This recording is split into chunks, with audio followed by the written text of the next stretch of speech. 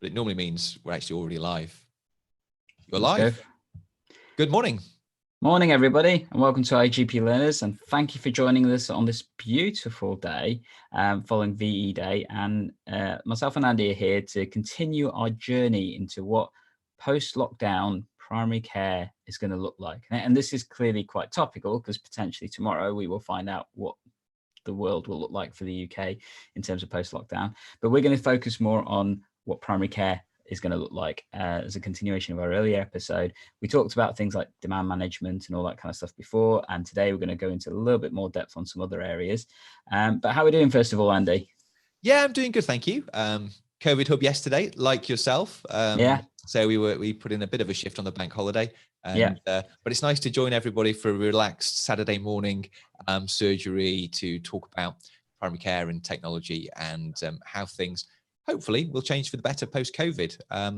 So today on the agenda is looking at management of long-term conditions and how that might look different going forwards, working with colleagues within our own practices and how that's changed and what we might like to keep, working with the wider MDT, which may not have changed so much, but it might be one of those areas that we can carry some of the learning from COVID forwards and have some rapid change afterwards, maybe, or as we move into another phase of the COVID response, lots of backlog to deal with.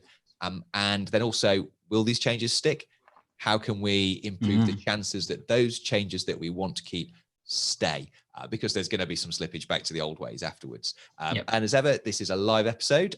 We're both attempting to also monitor the chat window. So if you've got any questions or any points to make, then engage with us and we'll try and bring that into the live stream.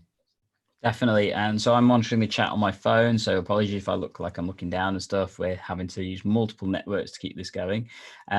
Definitely check out our earlier episode if you haven't seen it. As we said, we talked a lot about things like demand management, different ways of consulting, video, all that kind of stuff and things. Well, shall we get started then, Andy?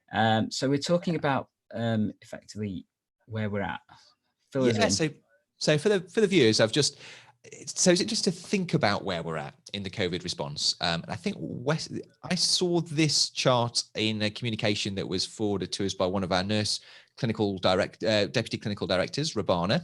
And I think it's a good way of thinking about the COVID response and where we are, because we've been focusing an awful lot on this first wave, but actually there are multiple waves of increased work or change coming for us that we're going to have to face.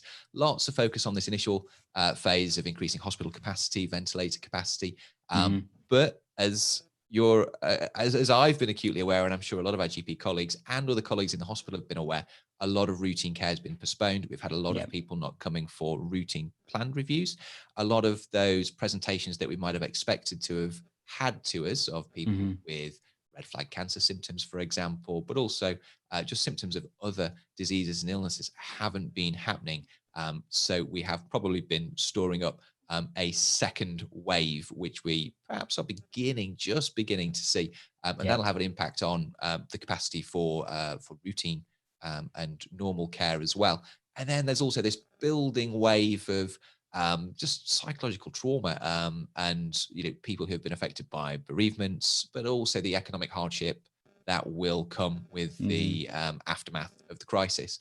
And then it may be months, years before we potentially see a third wave of those people who didn't get their diabetes diagnosed, early, miss an opportunity to do something crucial to intervene and identify a long-term condition, and that might not be identified for a long period of time. So there might be a much longer tail of impact as well. So I just saw that and I thought that was a really nice way of conceptualizing what might be in store for everybody post-COVID, but also allow us to work out how we're going to hit those problems really.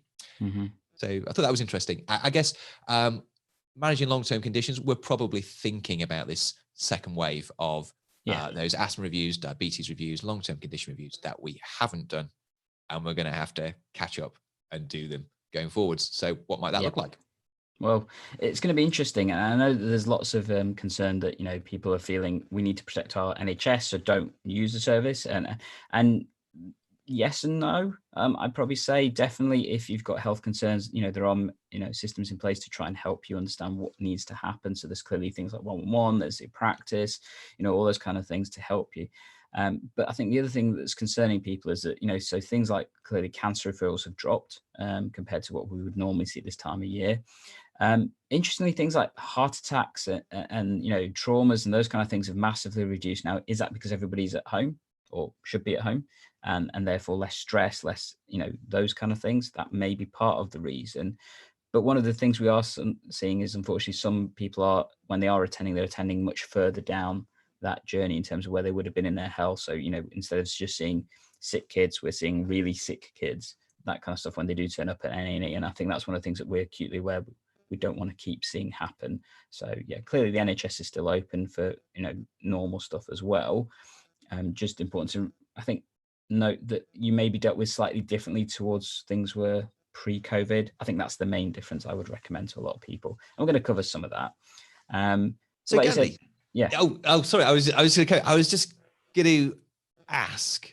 Yeah. So I think a lot of what we've been focused on so far, everybody has, including the general public, is this first wave and how we handle demand, how we switch to telephone first, and how we keep people apart, keep people away from the surgery.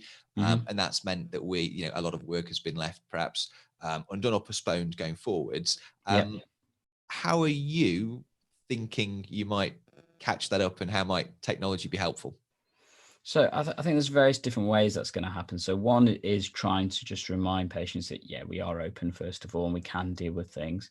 I think some of the technology adaptations we've taken are clearly we will want to keep. So things like, video consultations, that's something we weren't doing before. We're going to continue doing those. And I think there's going to be definite situations where that's going to be really helpful, both from a patient, but also from a clinician perspective as well. I think a lot of the remote monitoring that can potentially happen. So we talked about, chronic disease management. So things like asthma reviews, things like diabetes reviews. A lot of that work that we used to do can be done remotely, either by video, but more importantly, I think by online consultations. So getting the patients to pre-fill information on forms and that kind of stuff, so that when they do come to us, they're not having to waste as much time, really, because a lot of that work has already been done. Now, that's going to work for some patients. It's not going to work for everybody, clearly. And so there still needs to be that, those systems in place to help those other patients. But one of the biggest things I'm really looking forward to is, because of COVID, most of the world has kind of shifted towards understanding how to use the online world a little bit more effectively. And because of that step change in engagement, I think that's something we can use to provide better services to patients, because we can then either produce more collaborative things, or we can provide care that's more timely, both to clinicians and to patients, and remote working. So from a quality of life perspective for the staff, that was a massive thing before COVID. Loads of people were really struggling with demand, with the workload implications and stuff. And I think we're going to see better improvements in that because of remote working. And it's not just the patients who are more receptive to digital working. I've been really surprised and impressed by how receptive colleagues have been to it as well, and colleagues across the team at the practice, through receptionists, nurses, and GPs. Everybody seems much more up for using technological solutions. So I think it's going to be really helpful. We're entering that strange period of time now, aren't we, where it looks like COVID is going to be with us for a bit longer than perhaps we might have initially expected. And now I was initially gearing up for a big bang, a big surge, and then a return to normal. And it's going to be a strange world where COVID's still with us, but we do still need to get on and do our routine reviews, for example. But we're still focusing on limiting contact and limiting access to the surgery. Like yourself, I think a lot of these technologies can be really helpful. I think video is probably going to be a really big part for some of those long-term condition reviews, reviewing mental health, reviewing diabetes, asthma. Is it possible to check asthma technique on video? Yeah, I think it probably is. You can probably do a lot of these reviews there. People will probably still have to come for some things.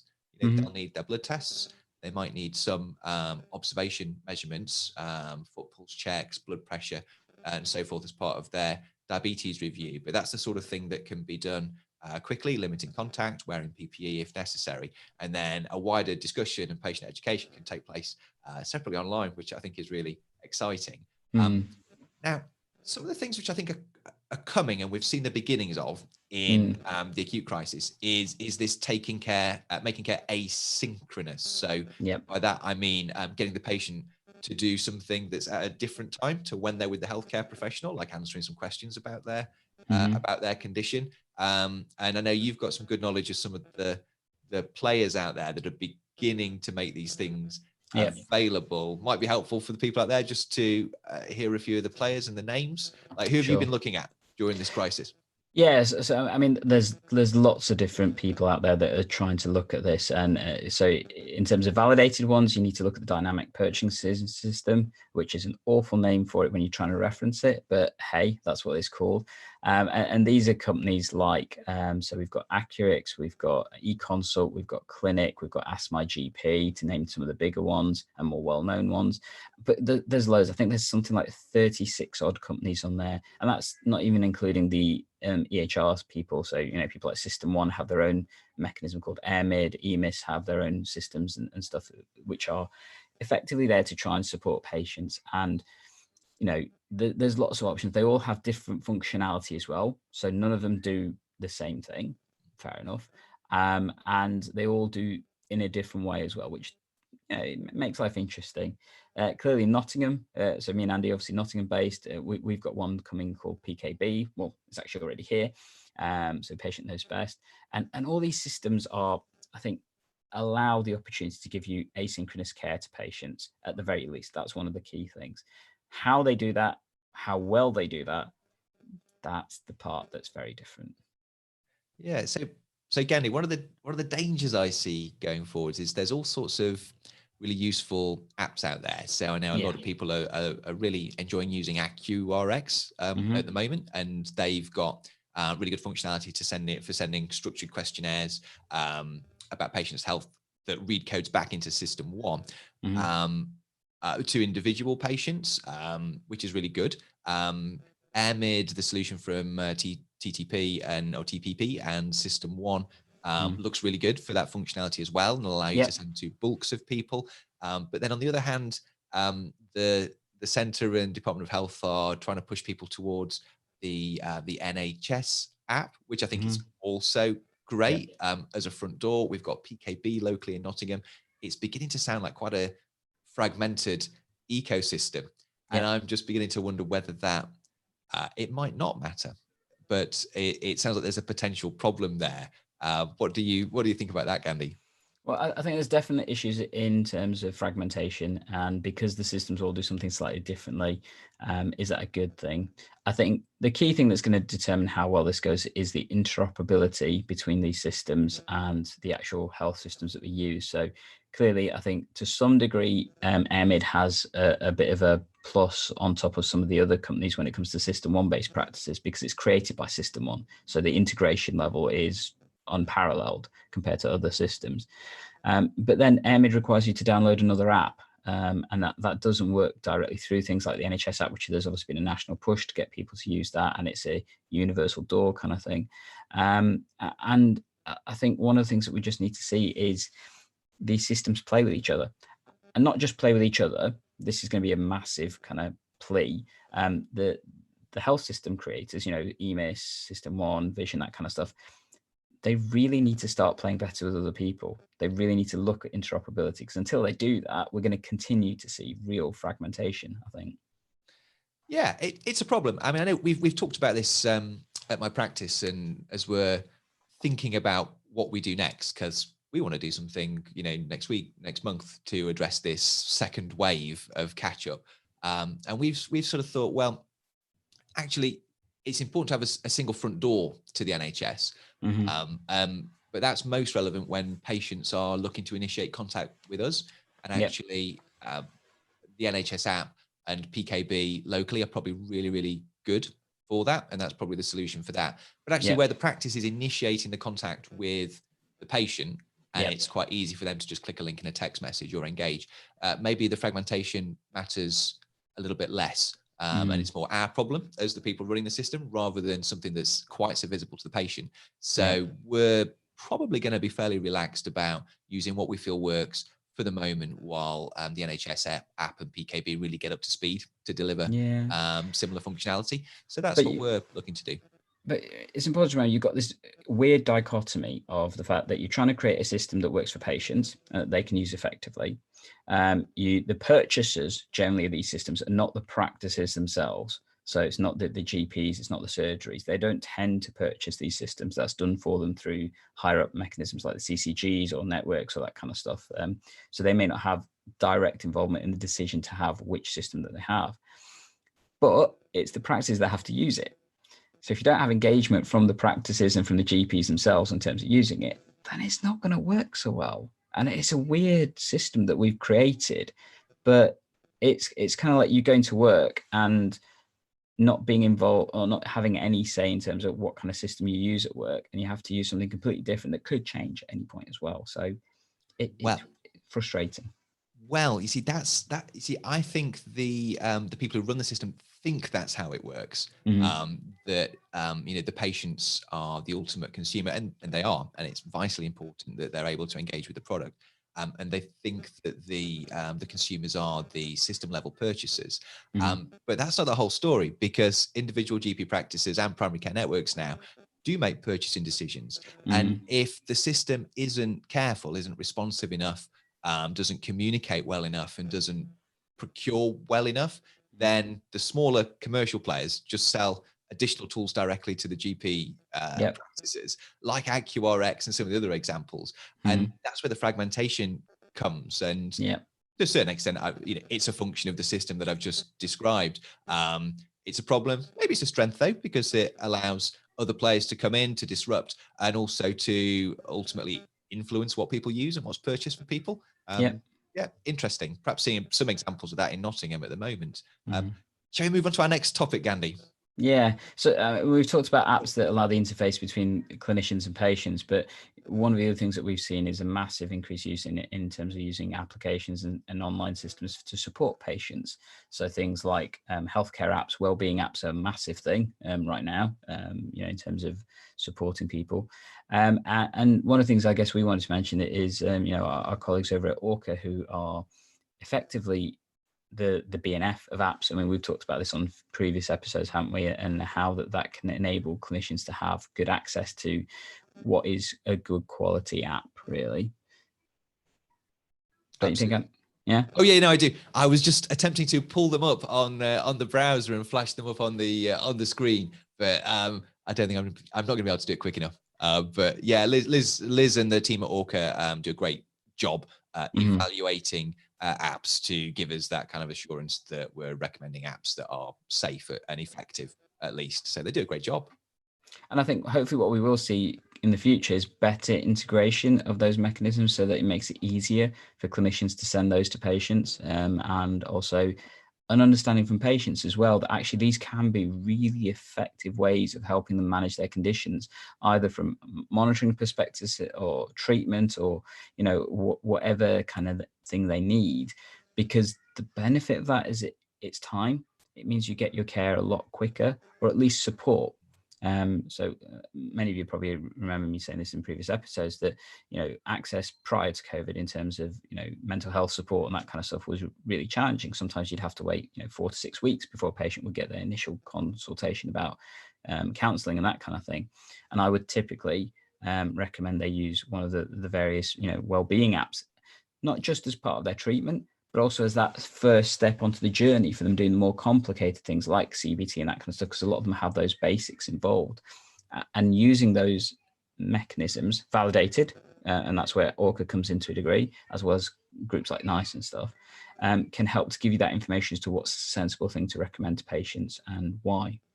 Yeah, excellent. And yeah, you're right. It'd be nice to see that integrated perhaps with things like AccuRx or some of the other topics. I think there's some good opportunities maybe for Orca to link in with the other delivery systems and communication systems that are evolving.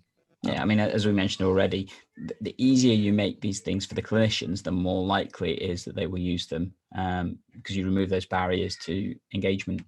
Yeah. So another area that I think has changed an awful lot is this area of how we work with our colleagues. Yeah. There's so much in here, from remote working to how we're having meetings to how we are supporting one another, both professionally but also Yeah. emotionally and socially through it. And I think a lot of good things have happened Hmm. in that space, and we've all got exposure to a lot of new tools and apps. I know that we've had at the practice and on the primary care network, and more widely, much more use of WhatsApp groups, Yeah. both socially and and for professional communications. MS Teams has sort of been procured and launched early during this window, and I think there's been variable uptake across different Hmm. practices and PCNs, but that looks like a really, really excellent tool, in my opinion. There's been Zoom as well. It's all sorts of different ways of communicating. And I'm just beginning to wonder what will stick, what won't. I suppose the other thing as well to say is, yeah, everybody has started using more of these apps and tools. I think our pattern of communication has changed, enabled by this. But I know that we're having much more frequent meetings in practice. We're having much more frequent meetings in the primary care network. We have a weekly pandemic Zoom, for example, where we were communicating, once every month or two, face to face, if we were lucky Yeah. before. So it's not just keeping use of the apps for me going forward. It's picking what's working in terms of our new patterns of using the apps going Yeah. forwards. And do we want to still meet every week? But maybe that's too much. But maybe every 2 months was too little. So maybe somewhere in between. But yeah, so there's all sorts of things to talk about here. Any observations yourself, Gandhi? No, I mean, I'd echo a lot of what you said there, Andy. You know, the frequency is definitely something that massively changed. I mean, at one point we were having twice a week meetings within our network, just trying to keep practice updating as to what was happening and some of the changes. And particularly as we set up one of the clinical management centers, that was really valuable to share that information. But at the same time, clearly quite intensive in terms of the, what was happening. Both Andy and I are clinical directors of networks. And there was one period, I think, where for about 10 days, we had a daily meeting between the clinical directors, wasn't there? Oh In gosh, and Zoom. it lasted at least 90 minutes as well. Yeah.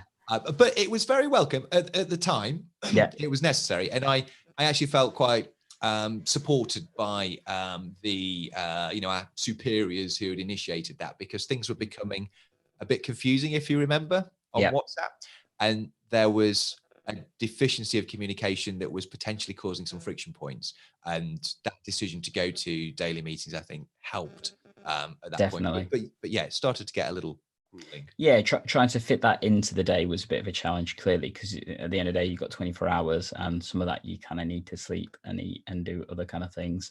And I think, we were getting to a point also where there has been channel overload, as I like to describe it. And I'm sure many people have experienced this when it's on WhatsApp, when it's on Teams or whatever, email. Clearly, this can happen, but just too many communications.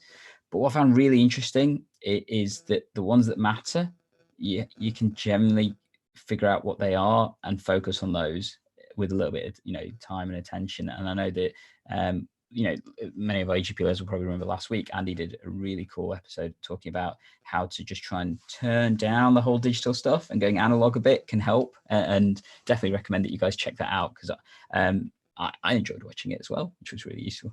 Oh, good. Thank you. Yes, check it out. Definitely.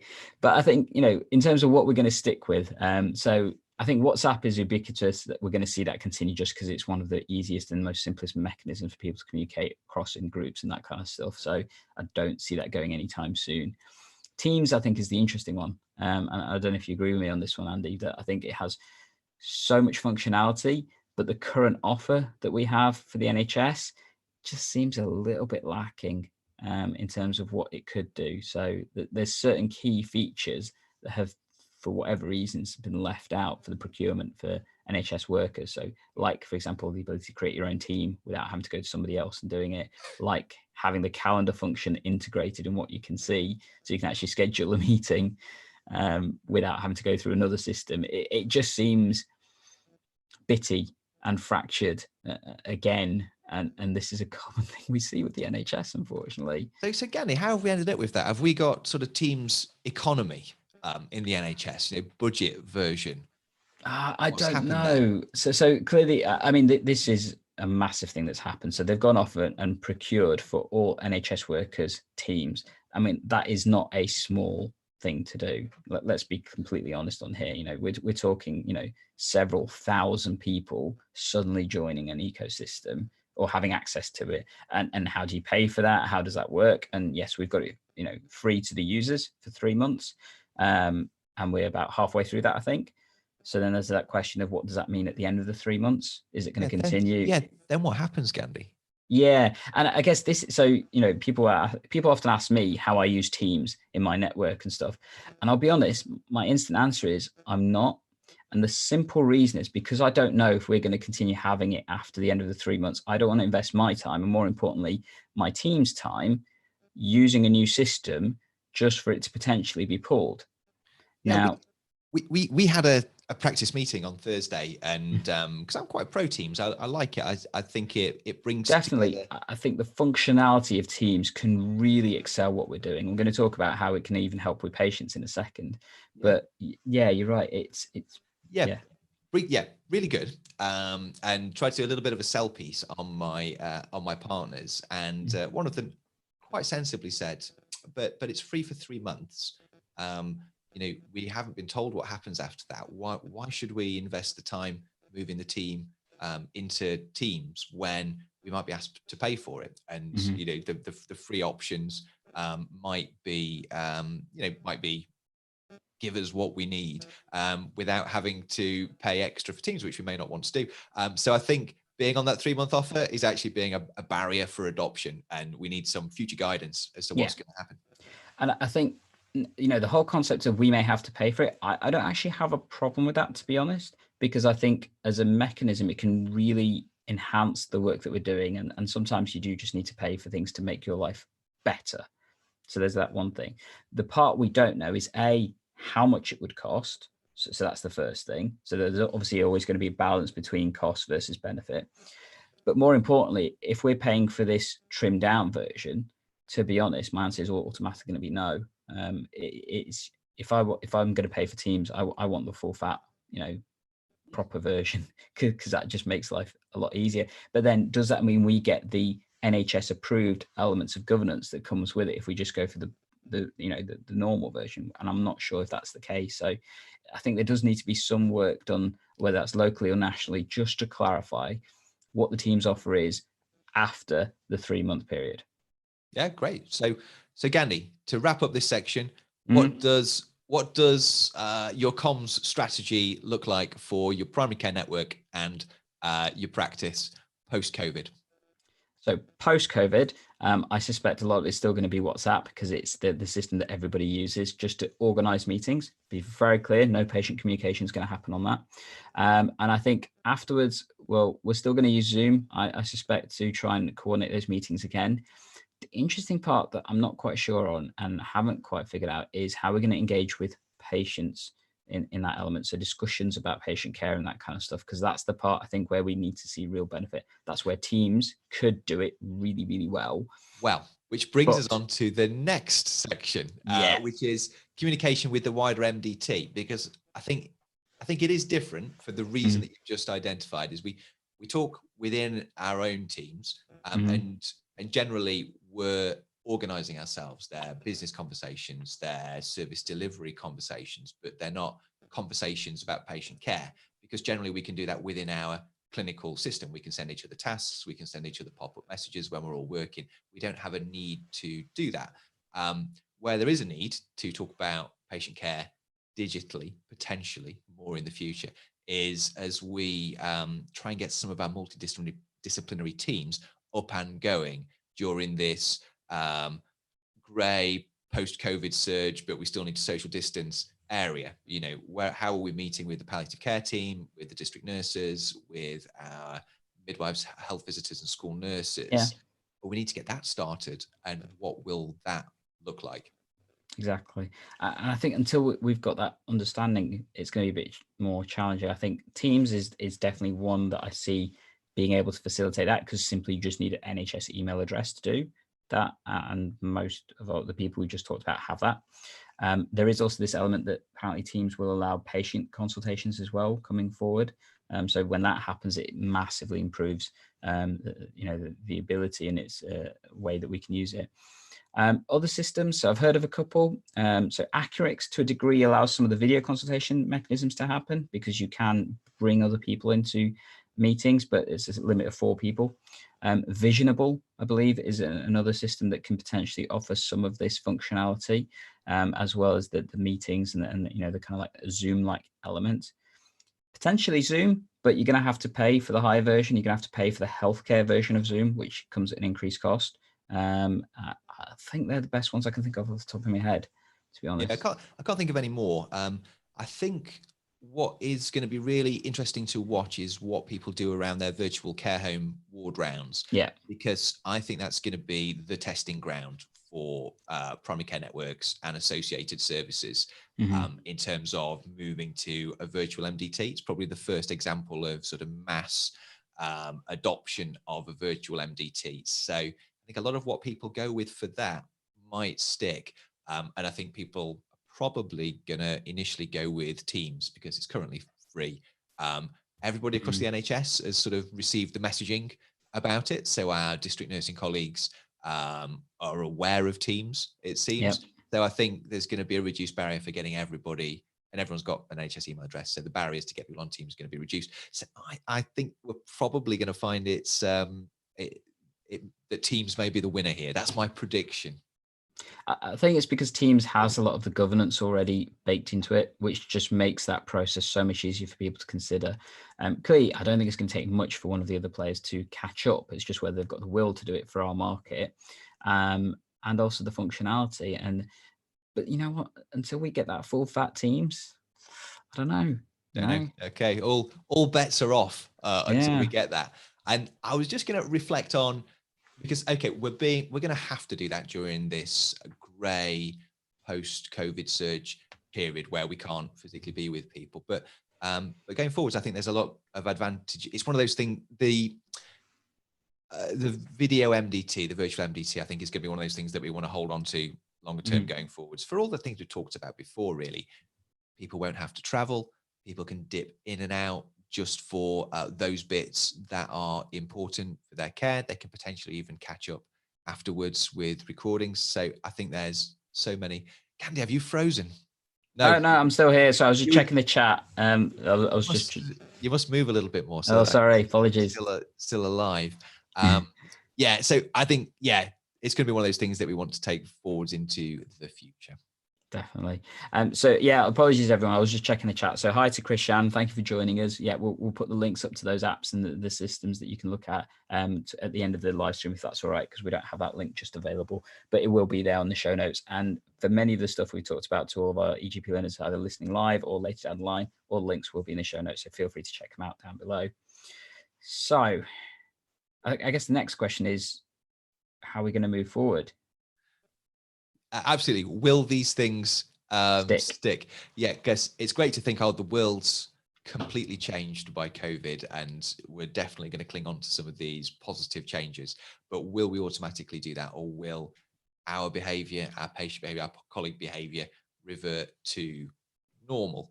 The NHS has been quite adaptive during this period, and that's been fantastic. But will the old inertia and resistance to change take root again afterwards?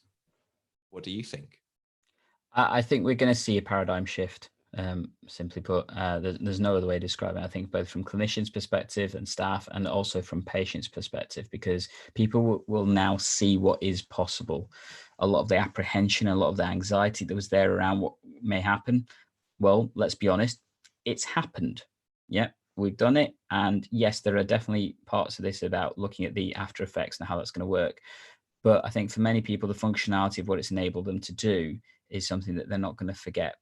Will we see a bit of a step back? I think probably, because I know many people are missing some parts of things. So like the face-to-face contact, that needs to improve. Let's be clear about that. We probably shifted the needle a little bit too far at the initial outset, and it does need bringing back a little bit.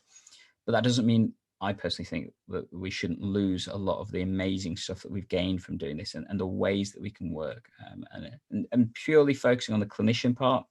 The opportunities that remote working can bring to work-life balance, to stability, to how things are functioning, I think that can't be missed.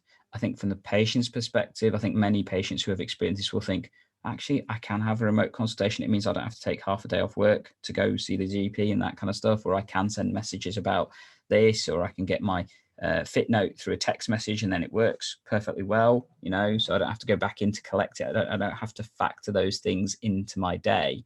And being a bit more responsive with that asynchronous care, I think, is going to make things a lot easier.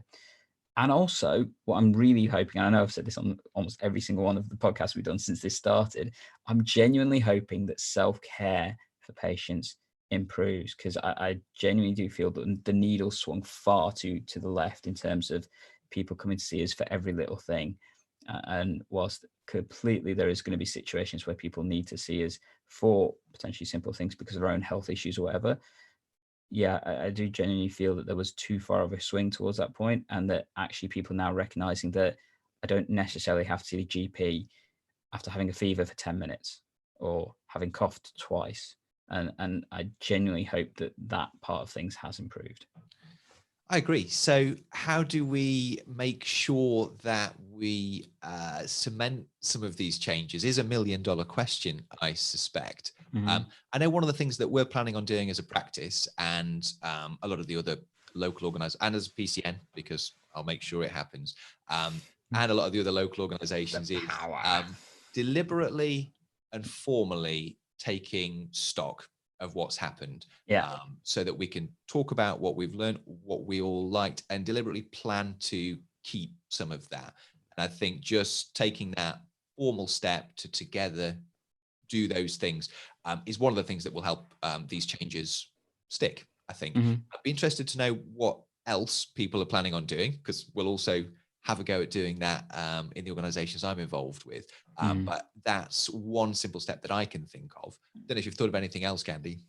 Well, I think the other thing is also showing the patient journey, because at the end of the day, if the patients don't understand the difference that's happened over this time, then it's going to be hard to help them remember. So, potentially getting your PPG involved and showing them their positive experiences that they've had throughout this period, in terms of, some of those things we talked about, how, actually I can have most of my chronic disease management done remotely, and then I just potentially only need to go in once a year rather than 2 or 3 times a year to have various things done, because it can be coordinated at my leisure, that kind of stuff. And I think it's important to reflect on the impact that has on the patient's life, in how it can help them.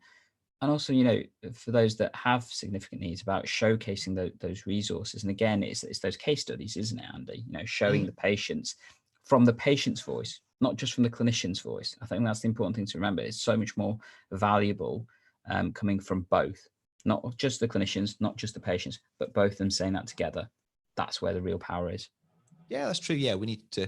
The patient group is something that we haven't continued actually digitally, and maybe that's something to look at as we move into this grey post-COVID area. Shall we move on to our story of the week? Will do. Just before we do that, though, one quick mention, because you just said it there. So if people are interested in how you can have a virtual patient participation group, so we did a video about 4 or 5 months ago with Simon Elcock. I'll make sure it's in the show notes so you guys can find it easier, and afterwards in post-production it'll be in the little eye thing at the top. But it's basically how to live stream your practice effectively for meetings and that kind of stuff for engagement. I can't remember the name of the title, I'm afraid, apologies, but it'll be in the show notes, and definitely have a look at how much impact that can have. And that was pre-COVID. Post-COVID, I think you're going to get even better engagement, because so many people have shifted their life to online. Yeah, that'd be a great one to revisit, wouldn't it? If we do some experimentation and revisit. So yeah, article. Story of the week. So a lot of people are talking about COVID tracing apps. And I think it's a really interesting, exciting area of medicine and of technology and of global politics and differing attitudes to privacy around the world, and large companies working together in a way that they haven't before or for a long time. So I think it's a really fascinating topic and story. But the article that we've picked out is from the Financial Times. We'll put the link in the show notes. And this is from earlier in the week about how the UK's Corona contact tracing app works. And it does some interesting analysis and discussion around that. Just I think yesterday, so after we'd planned using this, there was another article they moved forwards and changed some of their thinking and are perhaps beginning to edge their bets in terms of platforms. But let's talk about this topic, Gandhi. Where shall we start?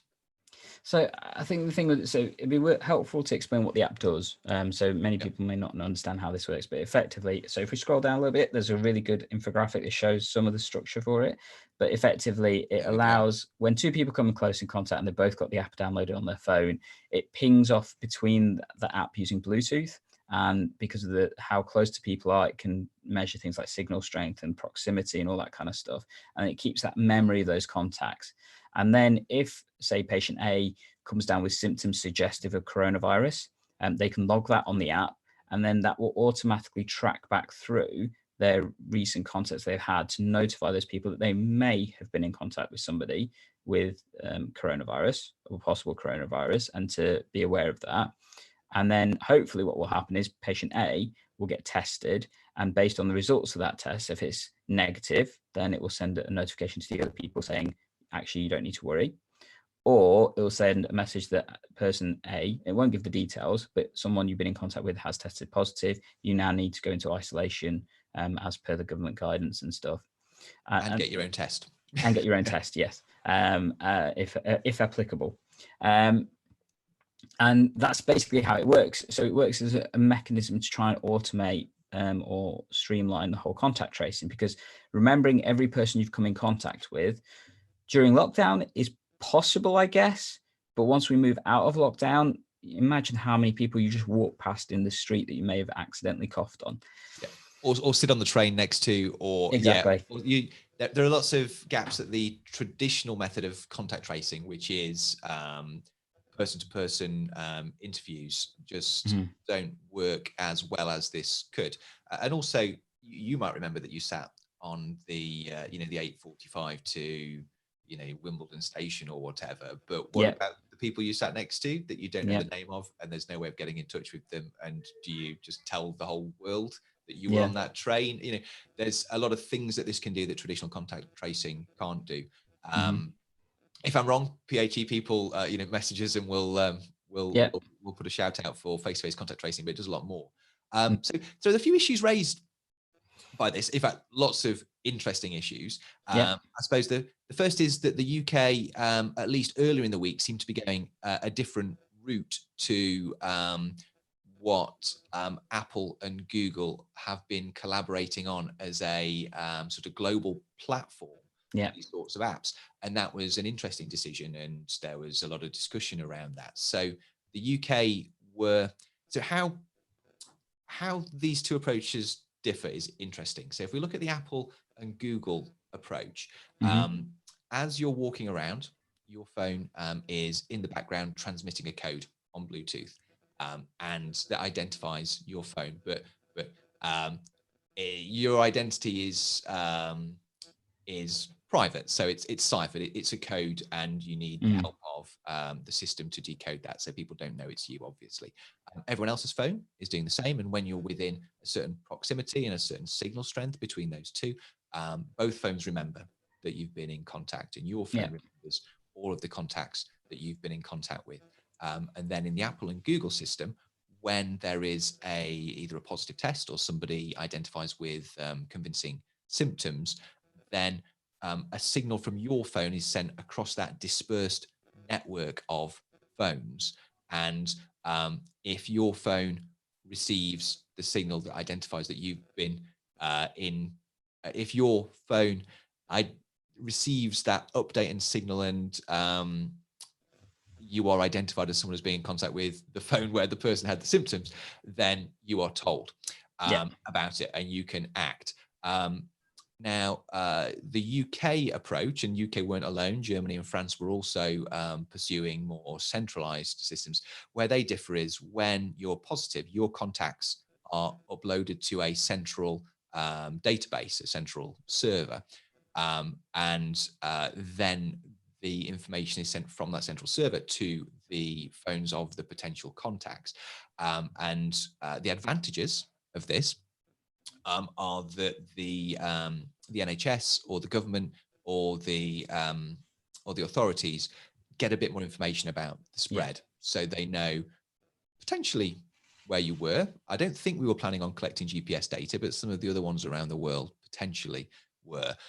But they know whose phones you've been in contact with. They know the home postcode of each phone as well. You're going to upload the first three elements of your postcode. So basically the idea is that by relaxing some of the privacy considerations, the authorities get a better idea of the numbers of contacts, numbers of spreads, and also when people are testing, and that information about positive or negative testing goes into the system.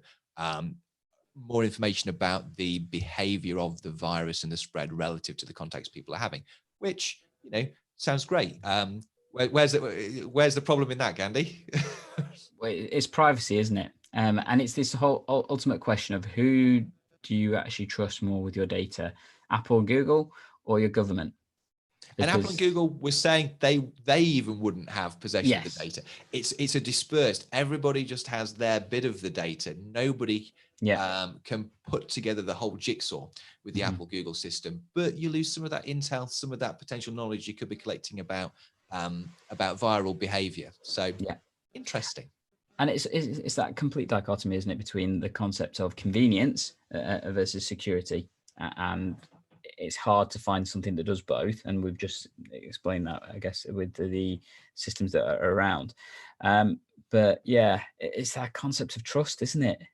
Who do you trust more, Boris or Apple? You see, my attitude is, so personally, I believe that the most important thing is to, precedents aside, the most important thing to do is to combat the virus, I think. So I don't mind, but my worries are that enough people will mind about the privacy issues that it will undermine uptake and usage and the installed base of the app. And actually I'm hearing figures from 50 to 70 to 80% of people will be required to be using the app in order for it to actually be effective. Yeah, and actually if privacy concerns undermine that, well, there's no point. So I think that's the reason why it would probably be wiser to go for the option with the least privacy concerns. Yeah. I mean, it's like whatever system you use in practice, isn't it? So we've talked previously about messaging apps and why does WhatsApp end up being the default mechanism? It's because almost everybody's got WhatsApp. So, everyone's on it. So it's easy to contact pretty much anyone compared to more secure versions like Silo or Forward or there's other Pando, those kind of apps which are more secure but have less people on it, so therefore less people use it. Network effect. Yes, the network. That's what they call it. That's the word I was looking for. Network effect. Sorry, fasting. My head's not working so well when it comes to word finding. But it's just that question of data, isn't it, and privacy. But an interesting one as well. So, and I wonder if this is the reason why the UK government have changed potentially some of their stance. So one, it is about the privacy, because as you said, if you don't have enough people on it, it's not going to work. But secondly, one of the reasons why it's slightly challenging is Bluetooth potentially, when it's switched on all the time, will use a massive amount of battery power. And as a result of that, if people are downloading apps that require their Bluetooth to be on all the time and active all the time, it will drain their battery. They won't like it and they'll just delete it, because battery power is, as we keep hearing repeatedly, and we've talked about Maslow's hierarchy of needs, it's almost as important as food, not as important as, well, even more important than data and stuff, because you need battery in order to use data and stuff. But Apple and Google's mechanism that they're looking at is potentially going to be a lot more smarter at using the data and the battery power, more importantly. And as a result of that, it's more likely to run better and effectively in battery management, and therefore mean people hopefully keep it on their phones longer. So to have the network effect. Yeah, so everything you can do to increase the number of people using it and reduce those objections to people using it, I think is really important. I suppose the final thing to talk about is just nobody's really traveling abroad, are they, at the moment? But at some point, people will want to and people will need to. And the Apple Google solution is sort of baked into the operating international system. So it's going to be international, essentially. So there's a better chance of the app you're running, if you're on your phone, if your government is using the Apple Google solution, that will work when you go abroad and potentially have contacts with people in other countries. It's going to be more of an issue with siloed national based apps. So interesting. And I think it's important to also remember that our government doesn't have the best record when it comes to data silos and that kind of stuff. So, you know, many people remember care.data, you know, the whole furore around how that worked and you know, the use of data. And there's been other examples as well. So I don't know. So I'm going to put you on the spot, Andy. Go. Government created app. Would you download it? Yeah, I would. I think I'd download any app, because I think it's a priority to beat the virus. I think it potentially sets some interesting precedents about data sharing with the government. I also generally operate under the assumption that if data is collected and stored, then it's potentially going to get out there. I always remember, I mean, is this political? It's geopolitical. You know, people worry about 5G and the Chinese government, and you know, and I worry about that.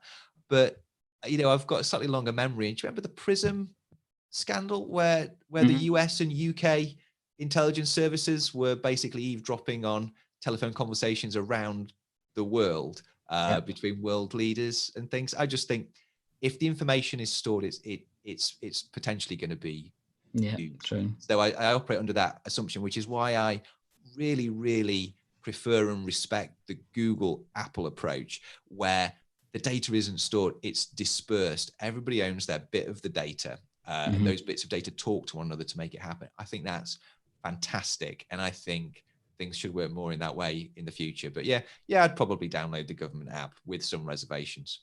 How about you? No.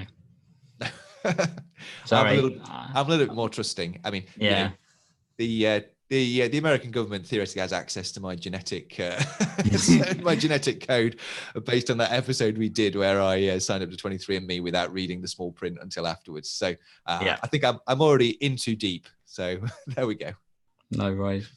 So just before we finish off, we had one little thing that we want to talk about as well. So as you know, here at eGPlearning, we're always keen to try and support you with various things, particularly in terms of productivity as well.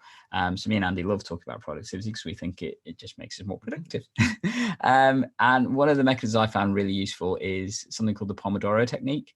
And it's basically a principle of having blocks of time focused on particular tasks. So we've talked about things like batching your work and that kind of stuff. And to try and support eGP learners and clinicians and basically everyone out there, we've done a brief episode that is live streaming now, I believe, through the power of automation and all that kind of stuff. So it's already out there, or you can just head over and to the YouTube channel, have a quick look at it. And basically, there's one bit that talks about the technique itself in more detail and how you can actually use that in primary care. And that's the key thing. You won't find that anywhere else. And secondly, then there's another version, which is an actual Pomodoro timer. So it's a mechanism where you basically get to watch me work for 25 minutes in my practice, doing my clinical admin, and then a 5-minute break at the end of it. And there's lots of little snippets throughout the thing just to keep your interest if you peek in it and stuff. Does it take 25 minutes to watch? So the whole thing's 30 minutes because it's 25 minutes and the 5-minute break. And most of it is just you watching me do stuff. But the whole point is, there's lots of stuff that's gone on about it shows that when you work with other people, you tend to be more productive. So like when you study, why do you go off and study in a library with lots of other people? Yes, it's quiet, but you've also got other people being studious around you. So that's similar mechanism. And if it means that people feel a little bit less lonely when they're in their clinical room doing their admin and stuff, hey, I'm all for that and things. So you're accountable to people because you're being watched. Yeah. I get it. I see. Okay, that's interesting. Yeah, well, I thought it'd be something different to do, and you know, if it's helpful, fine. If it's not, tell me. I'm more than happy to get feedback. Great concept. So I guess that's time. It's now time to thank people for listening. Thanks for staying with us through the stream. Been a bit longer than we planned, actually. I think we got into talking about the topics maybe a little bit too much, but maybe not. But we had fun anyway. So that's definitely. good. And we've got some really interesting content coming up for you guys. So next week, obviously online consultations is the big thing in primary care right now. Almost every practice is starting to switch over to online consultations. And we've got a really good episode, and I have to admit this, is an interview with a really prolific GP that's basically gone off and created a system around online consultations. And we talk about basically how they work, you know, using his years of experience. I'm not going to tell you who it is. You're going to have to tune in. Yeah, bit of a cliffhanger for you guys. But it basically talks about online consultations and almost everything you need to know, say from how to deal with patient X and do this. You know, it doesn't deal with the clinical stuff, it deals with the concepts, and a bit of reassurance, and there's some really controversial stories in there as well. I must admit, yeah. So I was surprised about the content, and I hopefully you guys are going to enjoy it. And it's definitely one to watch if you are apprehensive at all about online consultations, because I think it will reassure you, but also help you understand what you need to learn and know. Cool. So thanks for joining us on this sunny Saturday morning, or if you're watching later, thanks for watching. Go out, enjoy your days, but do engage with us on Twitter, on the YouTube comments, which is really popular, and we try and reply to every message. And anything else I've forgotten, Gandhi, before we say goodbye? No, if you are listening to us on the podcast, so we will get this sent out to you guys. Definitely subscribe, leave a review. We'd love it when people do that. And make sure you ring the bell here on YouTube, subscribe, all that kind of stuff. We'd love it if you can keep in contact with us. And as always, eGPlearning is here to help save you and your patients time by tech enhancing your primary care and learning. And we'll catch you in the next episode. Okay, bye-bye.